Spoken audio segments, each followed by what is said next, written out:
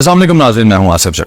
बड़ी खबर गर्दिश कर रही है जिसमें अवाम परेशान भी हैं कि पाकिस्तान में शायद कोई आइंदा आने वाले 24-48 घंटों के अंदर बहुत बड़ा ज़ल्ज़ला आने वाला है। तो इस पे मैं अभी तफसीली बात करने वाला हूँ। इतने आसान अल्फाज में मैं आपको समझाऊंगा, आम आदमी को भी समझ आ जाएगा कि क्या होने वाली। सबसे पहले तो परेशानी छोड़ दें, it's not a panic situation, कोई परेशान होने की बात नहीं है। सारी डिटेल्स मैं आपके साथ शेयर करता हूँ और इतने आसान अल्फाज में होंगे कि आपको समझ आ जाएगी कि आखिर कुछ होने भी वाला है या नहीं। सबसे पहले आप ये जान लें, फ्रैंक हुगर बीट ये एक डच साइंटिस्ट है, हॉलैंड से इसका ताल्लुक है। इससे पहले भी इसने प्रेडिक्शंस की और जो प्रेडिक्शंस की हैं उनके मुताबिक ज़ल्ज़ला आया। और इसने इस दफा 29 सितंबर को एक प्रेडिक्शन की। इसने कहा 1 से 3 अक्टूबर को ज़ल्ज़ला आ सकता है और इसने जो इलाका बताया वो चमन बलोचिस्तान का है और रेक्टर स्केल पे इसकी शिद्दत जो है वो 6 होगी। अब आपको मैं तफसीलात बताता हूं कि ये हो सकता है या नहीं हो सकता है। देखिए, सबसे पहले इसकी प्रीवियस प्रेडिक्शंस लेते हैं जो इसने की थी। 3 फरवरी 2023 को जो बहुत मशहूर इसकी प्रेडिक्शन है, इसने कहा था तुर्की, उर्दन, शाम, लिबनान में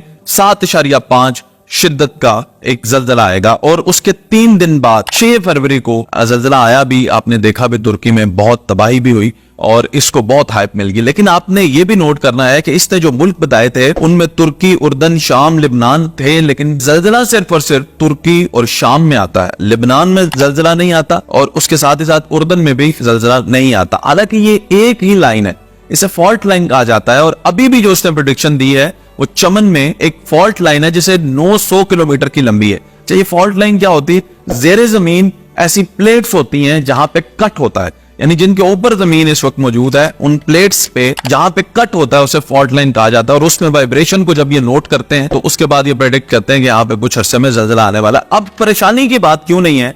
इसलिए परेशानी की बात नहीं है कि बलूचिस्तान के ज़ल्ज़ला पैमाम मरकज के जो डायरेक्टर हैं जाहिद रफीक, उन्होंने ये कहा है कि ऐसी कोई परेशानी की बात नहीं है, यहाँ पे छोटे मोटे ज़ल्ज़ले आते रहते हैं। अब परेशानी की बात क्यों नहीं है वो मैं आपको बताता हूं। आपने बिल्कुल पैनिक नहीं करना। उसकी वजह यह है कि कल रात को 10:54 पे दोबारा फ्रैंक हुगर ने ट्वीट किया और उसने अंग्रेजी में जो कहा है उसका मैं तर्जुमा आपको बताता हूं। वैसे अंग्रेजी में उसने कहा है कि often we say there is a possibility of a stronger earthquake, rumours appear and rumours say that there will be a big earthquake. और फिर वो कहता है कि there is no certainty that it will happen. उसका ये कहना है कि कोई भी ये नहीं बता सकता कि ज़ल्ज़ला आएगा ही आएगा।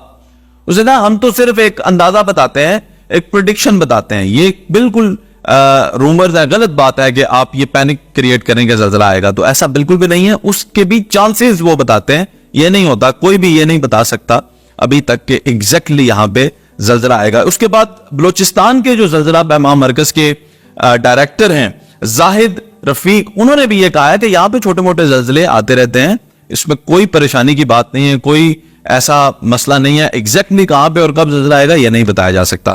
इसके बाद मैं अब आपको ये बताता चलूं कि इस जगह पे, जिस जगह पे उन्होंने बताया है, इससे पहले वहां पे ज़ल्ज़ला 31 मई 1935 में आया था क्वेटा के मुकाम पे। वो शदीद ज़ल्ज़ला था।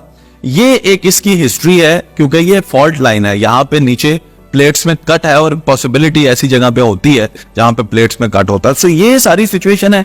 इसमें लोगों को पता नहीं इतना ज्यादा सोशल मीडिया पे हाइप क्रिएट की हुई है और पता नहीं किस तरह से डराया जा रहा है। आप लोगों को डरने की कोई जरूरत नहीं है, कोई इतनी मसले की बात नहीं है और ये कोई नहीं बता सकता कि कब जो है वो ज़ल्ज़ला आएगा। ये एक प्रेडिक्शन होती है, वाइब्रेशन की बेस पर होती है। आप लोगों ने इस पे परेशान नहीं होना।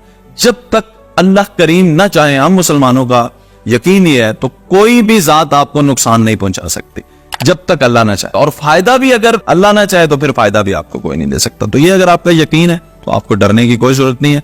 अल्लाह करीम आप सबको अपने हिफ्ज़-ओ-अमान में रखे और इंशाअल्लाह ताला मजीद अपडेट के साथ आपके साथ रहेंगे।